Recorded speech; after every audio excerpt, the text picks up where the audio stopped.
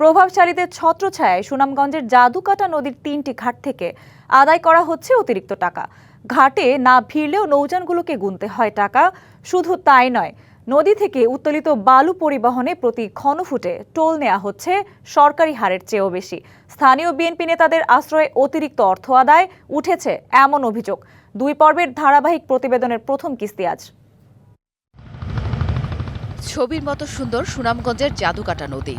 নদীর ফাজিলপুর এলাকার ৫০০ মিটার অংশে আছে ৩টি ঘাট, যার একটি বিআইডব্লিউটিএ আর বাকি দুটি পরিচালনা করছে তাহিরপুর উপজেলা প্রশাসন।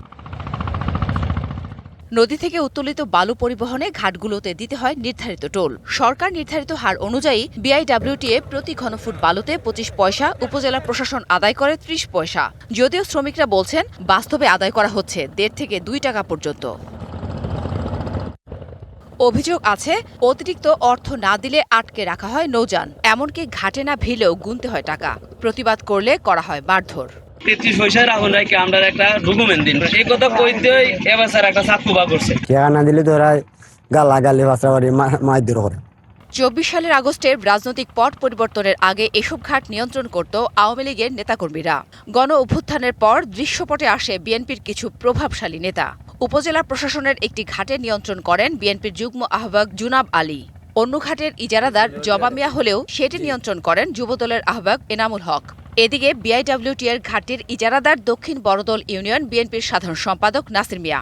যে সময় যে দল ক্ষমতায় থাকে সেই দলের আশ্রয়ে প্রশ্রয়ে সারা জীবনই চাঁদাবাজি হয়েছে। মানুষ নৌকা না বিড়ালেও নদীর মাছ থেকে চাঁদা আনে। তবে ঘাট পরিচালনায় জড়িত থাকার কথা অস্বীকার করছেন জুনাব আলী ও এনামুল হক। অতিরিক্ত অর্থ আদায়ের অভিযোগ মানতে নারাজ নাসির মিয়া। নায়াসিনামাইড ও স্যালিসাইলিক সমৃদ্ধ লিলি ফেস ওয়াশ যা ফেসের ডেড স্কিন সেল দূর করে দেয় দ্বিগুণ ফাস্টার ব্রাইটেনিং। এরকম যে ব্যবসা করে লয় আবার মারপিট করে, আমি জানি না এই যে এমনি ব্যবসার সাথে একদম সম্পৃক্ত হইতে পারে, কিন্তু আমি তো ইজারাদার না ভাই। আর এনাম যেটা হইলো ফাজিলপুর রুলে, এটা তারা নিজেরা টেন্ডারে নিচ্ছে আর কি। আর রাফি হইলো আর রুবেল আর যে ফাজি চাঁদাবাজি বন্ধে কঠোর অবস্থানের কথা জানান নবনির্বাচিত সংসদ সদস্য কামরুজ্জামান কামরুল। যারাই দুর্নীতি করবে তাদের বিরুদ্ধে অ্যাকশন হবে।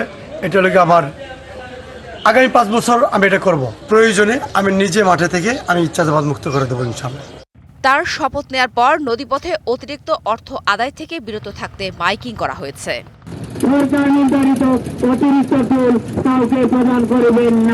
DBC news desk.